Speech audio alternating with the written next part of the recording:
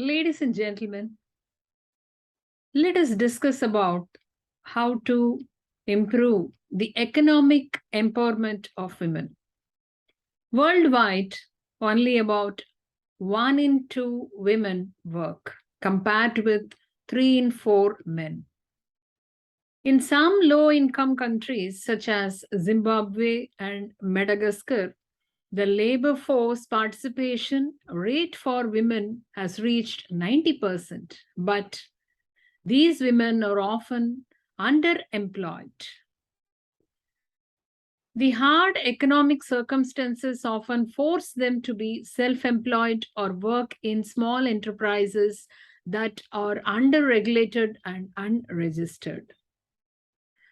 About 83% of all domestic workers in the world are women, most of whom work in precarious conditions, and women also do much work, unpaid work, than men, including caring for children, the elderly, and people with disabilities, contributing to family farms or businesses, and performing household chores such as collecting water or gathering firewood, but they are not being paid.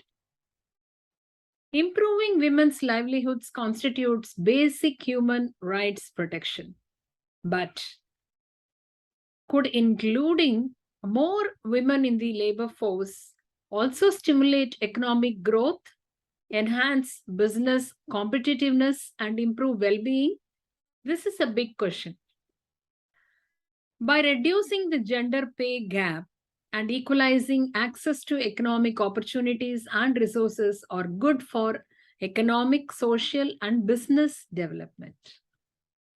For example, some firms that purposely reduced gender discrimination and supported family friendly policies attracted more talented workers, improved retention rates, and decreased employee stress, resulting in enhanced productivity.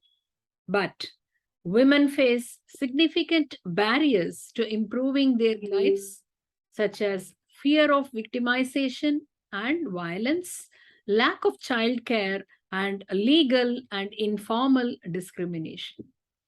Removing those barriers could help draw women into higher productivity sectors and improve family, community, and national prosperity.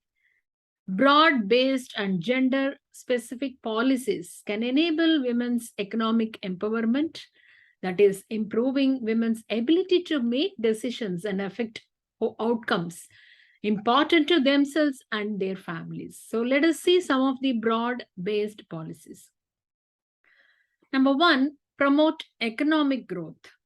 So in countries experiencing rapid economic growth, increasing demand for labor, and the availability of better paying jobs ensures that women's economic empowerment does not become a zero-sum game between men and women. When the economy demands more workers, women will not replace men if more women participate in the labor market. Number two, invest in public services, infrastructure, and women-friendly public spaces and transportation. The quality of and access to public services, including basic utilities such as water and sanitation, improves all around well-being through greater economic productivity and growth, but may be especially beneficial for women. For example, because women do most of the household work, and electricity and tap water can free up their time, enabling greater labor market participation, and access to speedy and reliable transportation can reduce safety concerns that discourage women from entering into the labor force or limit them to working at home. Number three, promote innovation and technology. Information and communications technology can help increase women's inclusion in the economy, particularly in high productivity service sectors. Greater access to information and technology can also stimulate changes in social norms and attitudes toward women's roles in society, potentially improving access to education and political involvement. Then some of the gender specific policies like provide childcare. Evidence suggests that the availability of childcare is strongly associated with the increase in women's labor force, participation, and productivity. Childcare, particularly high quality childcare, is one of the most important enablers of women's economic empowerment and can have a positive impact on children's learning. Next, change laws that limit women's economic independence. Reforming inheritance and family law to lift prohibitions on daughters' legacies and to reduce husbands' power over wives' economic activity can have positive economic effects going beyond the specific outcomes they are intended to address. And then improve or reduce work in the informal sector. Women are concentrated in the informal sector, which includes jobs that are unregulated and insecure, like street vending.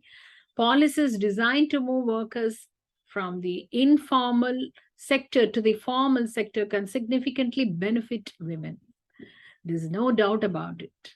Working in the formal economy is more likely to empower women because it is associated more with the control over their own incomes than they would have in informal work. Evidence suggests that strengthening the collective bargaining capacity of women workers in this sector and improving awareness of women's rights is important to ensuring that income levels and working conditions improve in the formal economy. Enacting these policies will not only empower women, but will also benefit their families and communities. So let us all work towards improving the economic empowerment of women. Stay blessed.